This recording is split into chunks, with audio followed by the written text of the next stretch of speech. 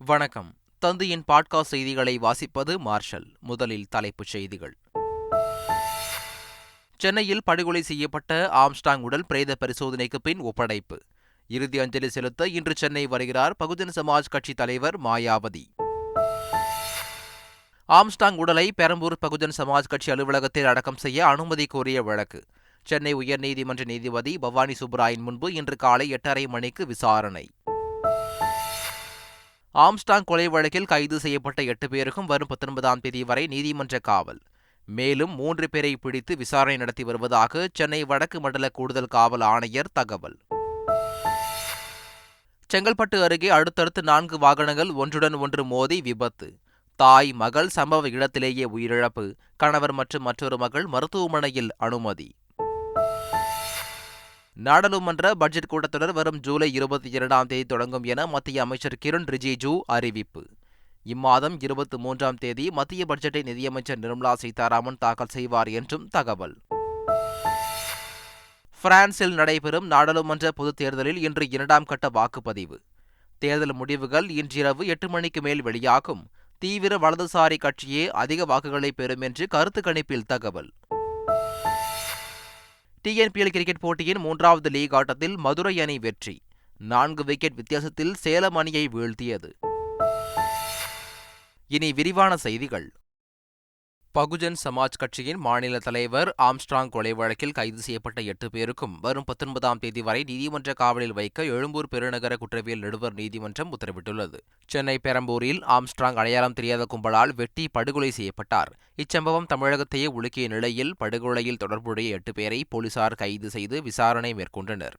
இந்த விசாரணையில் ஆற்காடு சுரேஷ் கொலைக்கு பழிவாங்கும் நோக்கில் ஆம்ஸ்ட்ராங்கை கொலை செய்தது போலீசார் விசாரணையில் தெரியவந்துள்ளது.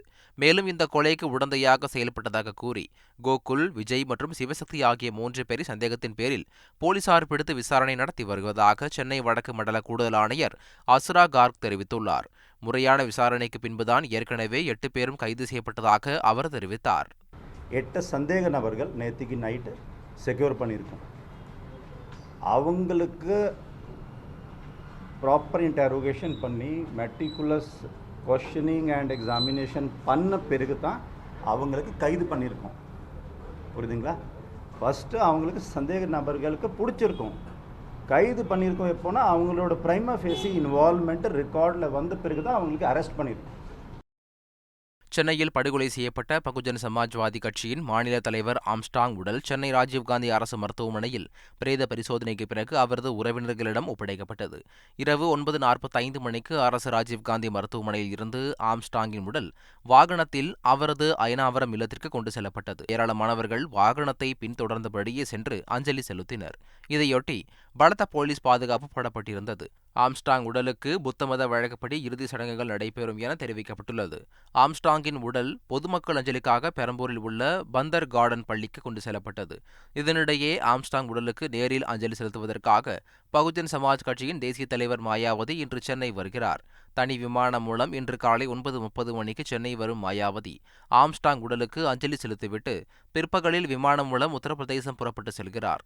இதனிடையே ஆம்ஸ்ட்ராங் உடலுக்கு அமைச்சர் சேகர் பாபு, தமிழ்நாடு காங்கிரஸ் கமிட்டி தலைவர் செல்வ பெருந்தகை, புரட்சி பாரதம் கட்சித் தலைவர் பூவை ஜெகன்மூர்த்தி உள்ளிட்ட பலர் நேரில் அஞ்சலி செலுத்தினர். பகுஜன் சமாஜ் கட்சியின் மாநில தலைவர் ஆம்ஸ்ட்ராங் படுகொலை செய்யப்பட்டுள்ளது ஒட்டுமொத்த தேசத்தையும் கோபத்தில் ஆழ்த்தியுள்ளதாக பாஜக தேசிய தலைவர் ஜே.பி. நட்டா தெரிவித்துள்ளார். சமூகத்தின் விளிம்பு நிலை பிரிவினருக்கு அதிகாரம் அளிப்பதற்காக அர்ப்பணிக்கப்பட்ட ஒரு தலைவரின் வாழ்க்கை மிக கொடூரமாக துண்டிக்கப்பட்டு விட்டதாக ஜே.பி. நட்டா விடுத்துள்ள அறிக்கையில் தெரிவித்துள்ளார். இதனிடையே ஆம்ஸ்ட்ராங் உடலை சென்னை பெரம்பூரில் உள்ள பகுஜன் சமாஜ் கட்சி அலுவலகத்தில் அடக்கம் செய்ய அனுமதி கோரிய வழக்கு சென்னை உயர்நீதிமன்ற நீதிபதி பவானி சுப்பராயன் முன்பு இன்று காலை 8:30 மணிக்கு விசாரணைக்கு வரவுள்ளது. ஒரு தேசிய கட்சியின் மாநில தலைவருக்கே பாதுகாப்பு இல்லாத நிலையில் தமிழகத்தின் சட்டம் ஒழுங்கில் பிரச்சினை இருப்பதாகவும் ஆம்ஸ்ட்ராங் கொலை வழக்கை சிபிஐக்கு மாற்ற வேண்டும் என்றும் மத்திய அமைச்சர் எல். முருகன் தெரிவித்துள்ளார். தமிழகத்தினுடைய சட்டம் ஒழுங்கை தமிழக அரசாங்கம் ஒரு மாநில தலைவர், ஒரு தேசிய கட்சியினுடைய ஒரு மாநில தலைவருடைய உயிருக்கே பாதுகாப்பு இல்லாத ஒரு மாநிலமாக, குறிப்பாக சென்னை மாநகரத்தில் இருந்து கொண்டிருக்கிறது. இன்றைக்கு ஒரு தேசிய கட்சியினுடைய மாநில தலைவருக்கே பாதுகாப்பு இல்லை. அவர் படுகொலை செய்யப்பட்டிருக்கிறது தமிழக அரசாங்கத்தினுடைய தோல்வியை காட்டுகிறது.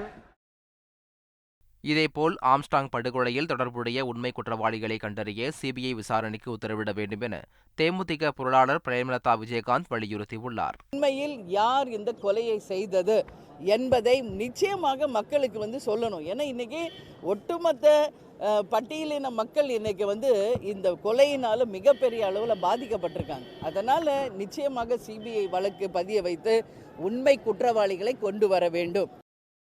பகுஜன் சமாஜ் கட்சியின் மாநில தலைவர் ஆம்ஸ்ட்ராங் படுகொலை வழக்கில் அரசியல் பின்னணி இருப்பதாக தெரியவில்லை என சென்னை மாநகர காவல் ஆணையர் சந்தீப் ராய் ரத்தோர் தெரிவித்துள்ளார். இது பொலிட்டிக்கல் மோட்டிவ் இல்லை, அரசியல் மோட்டிவ் வரது சான்ஸ் ரொம்ப கம்மி இருக்கு.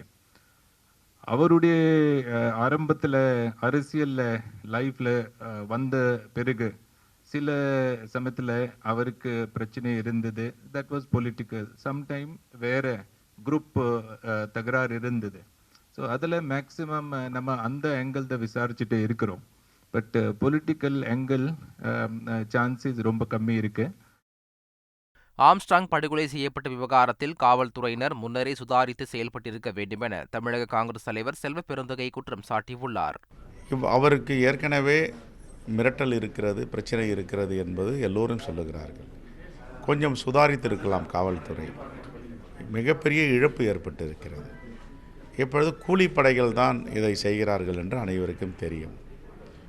ஆகையால் இந்த கூலிப்படையை யார் ஏவி இருப்பார்கள், இது பின்புலமாக இருப்பது யார், அதை உண்மையான விசாரணை செய்து கண்டறிய வேண்டும். தமிழகத்தில் பட்டியலினத்தவர்கள் மற்றும் வன்னியர்கள் சேர்ந்து ஆட்சி அமைக்க வேண்டும் என பாமக தலைவர் அன்புமணி ராமதாஸ் தெரிவித்துள்ளார். தமிழ்நாட்டில் 2 பெரிய சமுதாயம் இருக்கிறது. ஒன்று பட்டியலின சமுதாயம், தாழ்த்தப்பட்ட சமுதாயம். இரண்டாவது வன்னியர் சமுதாயம். இந்த 2 சமுதாயமும் சேர்ந்ததுன்னா தமிழ்நாட்டில் மக்கள் தொகையில 40 விழுக்காடு இடம்பெறும். 40 விழுக்காடு. இதற்கு என்ன தெரியுமா தீர்வு? இதுக்கு என்ன தீர்வு தெரியுமா? இந்த 2 சமுதாயம் சேர்ந்து தமிழ்நாட்டில் ஆட்சி அமைக்க வேண்டும். ஆட்சி அதிகாரம் பெறும். பாரம்பரிய கலைகளை வளர்ப்பதற்கு மத்திய மாநில அரசுகள் உறுதுணையாக இருக்க வேண்டும் என தமிழ்நாடு ஆளுநர் ஆர்.என். ரவி தெரிவித்துள்ளார். சென்னை கிண்டி ஆளுநர் மாளிகையில் நடைபெற்ற நிகழ்ச்சியில் சர்வதேச மற்றும் தேசிய அளவில் புகழ்பெற்ற 50 தற்காப்பு கலைகளை பயிற்றுவிக்கும் ஆசான்களுக்கு விருதுகளை ஆளுநர் ஆர்.என். ரவி வழங்கி கௌரவித்தார். நிகழ்ச்சியில் பேசிய அவர், சிலம்பம், வான்கொம்பு, குத்து வரிசை, வாள் சண்டை உள்ளிட்ட பாரம்பரிய கலைகளின் தாயகம் இந்தியா என்றும் இங்கிருந்தே இந்த கலைகள் மேலை நாடுகளுக்கு பரப்பப்பட்டதாகவும் தெரிவித்தார். தமிழகத்தின் பாரம்பரிய தற்காப்பு கலைகளை பள்ளி கல்லூரியில் பாடத்திட்டமாக கொண்டு வர வேண்டும் என்றும் இக்கலைகளை சர்வதேச அளவிலும் கொண்டு செல்ல வேண்டும் என்றும் தெரிவித்தார். விக்கிரவாண்டி தொகுதி இடைத்தேர்தல் வரும் 10ஆம் தேதி நடைபெறும் நிலையில் வாக்குப்பதிவுக்கு பயன்படுத்தப்படும் 331 விவிபேட் இயந்திரங்களில் சின்னங்கள் பொருத்தப்பட்டன. மொத்தம் 276 விவிபேட் இயந்திரங்கள் தேர்தலில் பயன்படுத்தப்படும் நிலையில் 61 இயந்திரங்கள் கூடுதலாக இருப்பு வைக்கப்பட்டுள்ளன. இதனிடையே விக்கிரவாண்டி இடைத்தேர்தலை முன்னிட்டு விழுப்புரம் மாவட்டத்தில் 4 நாட்களுக்கு மதுக்கடைகள் மூடப்படும் என மாவட்ட ஆட்சியர் பழனி அறிவித்துள்ளார். அதிமுக முன்னாள் அமைச்சர் எம்.ஆர். விஜயபாஸ்கர் முன்ஜாமீன் மனுவை கரூர் நீதிமன்றம் தள்ளுபடி செய்தது. நில மோசடி தொடர்பாக முன்னாள் அமைச்சர் எம்.ஆர். விஜயபாஸ்கர் உள்ளிட்ட 7 பேர் மீது வாங்கல் காவல் நிலையத்தில் வழக்கு பதிவு செய்யப்பட்டது.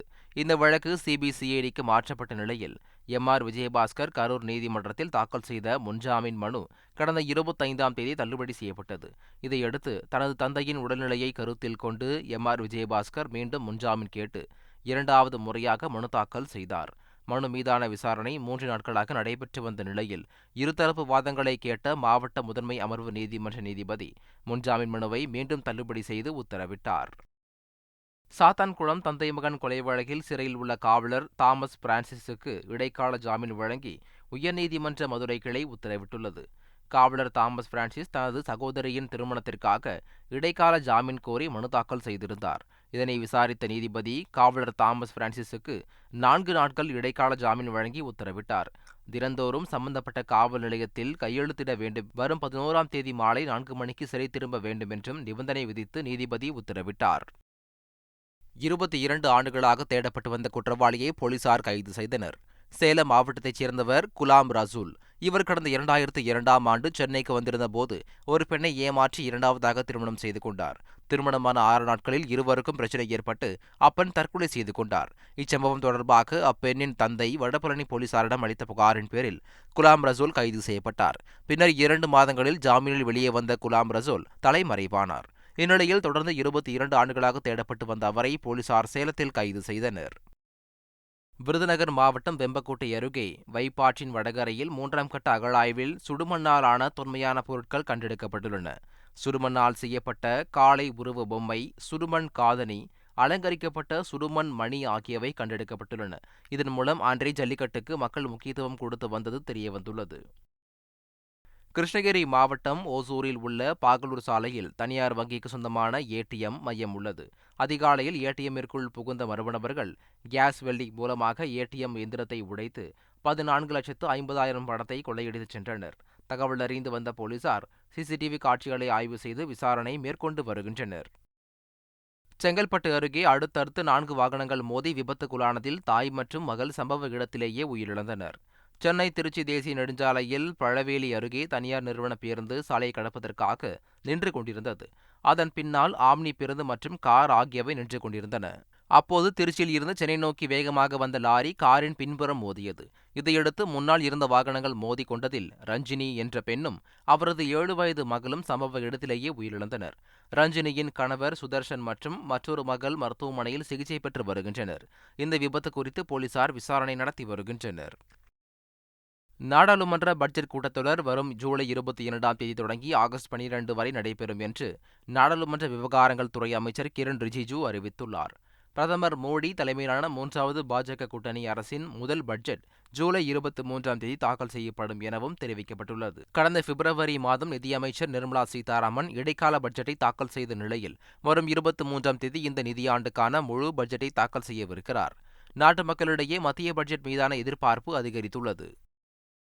பிரிட்டன் நாடாளுமன்ற தேர்தலில் வெற்றி பெற்றதற்கு வாழ்த்து கூறிய முதலமைச்சர் ஸ்டாலினுக்கு பிரிட்டன் எம்பி உமா குமரன் நன்றி தெரிவித்துள்ளார். அண்மையில் நடந்து முடிந்த தேர்தலில் ஸ்ட்ராட்ஃபோர்ட் தொகுதியில் போட்டியிட்டு வென்ற இலங்கையை பூர்வீகமாக கொண்ட ஈழத்தமிழ பெண்ணான உமா குமரன் பிரித்தானிய வரலாற்றில் முதல் தமிழ் எம்பியாக தேர்வாகியுள்ளார். இந்நிலையில் தமக்கு வாழ்த்து கூறி அன்பும் ஆதரவும் அளித்த உலகெங்கிலும் உள்ள தமிழர்களுக்கு உமா குமரன் நன்றி தெரிவித்துள்ளார். பிரான்ஸ் நாட்டில் நடைபெற்று வரும் நாடாளுமன்ற பொதுத் தேர்தலில் இன்று 2ஆம் மற்றும் இறுதிக்கட்ட வாக்குப்பதிவு நடைபெறவுள்ளது. பிரான்ஸ் நாடாளுமன்றத்திற்கு கடந்த ஜூன் 30ஆம் தேதி முதற்கட்ட வாக்குப்பதிவு நடைபெற்றது. இதில் பிரான்சின் தீவிர வலதுசாரி கட்சியான தேசிய பேரணி கட்சி 33% வாக்குகளுடன் முன்னிலையில் உள்ளது. இடதுசாரிகளின் புதிய பாப்புலர் ஃப்ரண்ட் கூட்டணி 28% வாக்குகளுடன் 2ஆம் இடத்திலும், பிரான்ஸ் அதிபர் இமானுவேல் மேக்ரானின் மையவாத கூட்டணி 21% வாக்குகளுடன் 3ஆம் இடத்திலும் உள்ளன. பிரான்சில் இன்று நடைபெறும் நாடாளுமன்ற 2ஆம் கட்ட தேர்தலிலும் தீவிர வலதுசாரி கட்சியே அதிக வாக்குகளை பெறும் என்றும், ஆனால் ஆட்சி அமைக்க தேவையான பெரும்பான்மை கிடைக்காது என்றும் கருத்து கணிப்புகள் தெரிவிக்கின்றன.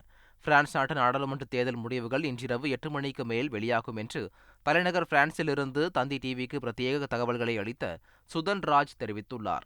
இதனிடையே தீவிர வலதுசாரி கட்சி ஆட்சிக்கு வந்தால் பிரான்சில் வசிக்கும் வெளிநாட்டவர் குடியுரிமைக்கு ஆபத்து வரலாம் என அரசியல் நோக்கர்கள் தெரிவித்துள்ளனர்.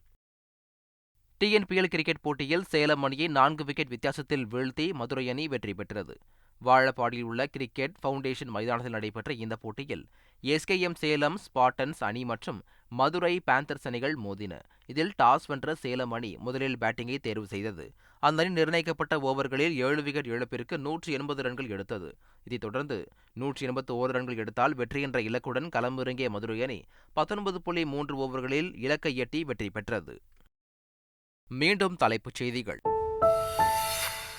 சென்னையில் படுகொலை செய்யப்பட்ட ஆம்ஸ்டாங் உடல் பிரேத பரிசோதனைக்கு பின் ஒப்படைப்பு. இறுதி அஞ்சலி செலுத்த இன்று சென்னை வருகிறார் பகுஜன் சமாஜ் கட்சி தலைவர் மாயாவதி. ஆம்ஸ்டாங் உடலை பெரம்பூர் பகுஜன் சமாஜ் கட்சி அலுவலகத்தில் அடக்கம் செய்ய அனுமதி கோரிய வழக்கு. சென்னை உயர்நீதிமன்ற நீதிபதி பவானி சுப்ராயன் முன்பு இன்று காலை 8:30 மணிக்கு விசாரணை. ஆம்ஸ்டாங் கொலை வழக்கில் கைது செய்யப்பட்ட 8 பேருக்கும் வரும் 19ஆம் தேதி வரை நீதிமன்ற காவல். மேலும் 3 பேரை பிடித்து விசாரணை நடத்தி வருவதாக சென்னை வடக்கு மண்டல கூடுதல் காவல் ஆணையர் தகவல். செங்கல்பட்டு அருகே அடுத்தடுத்து 4 வாகனங்கள் ஒன்றுடன் ஒன்று மோதி விபத்து. தாய் மகள் சம்பவ இடத்திலேயே உயிரிழப்பு. கணவர் மற்றும் மற்றொரு மகள் மருத்துவமனையில் அனுமதி. நாடாளுமன்ற பட்ஜெட் கூட்டத்தொடர் வரும் ஜூலை 22ஆம் தேதி தொடங்கும் என மத்திய அமைச்சர் கிரண் ரிஜிஜூ அறிவிப்பு. இம்மாதம் 23ஆம் தேதி மத்திய பட்ஜெட்டை நிதியமைச்சர் நிர்மலா சீதாராமன் தாக்கல் செய்வார் என்றும் தகவல். பிரான்சில் நடைபெறும் நாடாளுமன்ற பொதுத் தேர்தலில் இன்று 2ஆம் கட்ட வாக்குப்பதிவு. தேர்தல் முடிவுகள் இன்றிரவு 8 மணிக்கு மேல் வெளியாகும். தீவிர வலதுசாரி கட்சியே அதிக வாக்குகளை பெறும் என்று கருத்து கணிப்பில் தகவல். டிஎன்பிஎல் கிரிக்கெட் போட்டியின் 3வது லீக் ஆட்டத்தில் மதுரை அணி வெற்றி. 4 விக்கெட் வித்தியாசத்தில் சேலம் அணியை வீழ்த்தியது. இத்துடன் தந்தையின் பாட்காஸ்ட் செய்திகள் நிறைவடைகின்றன. வணக்கம்.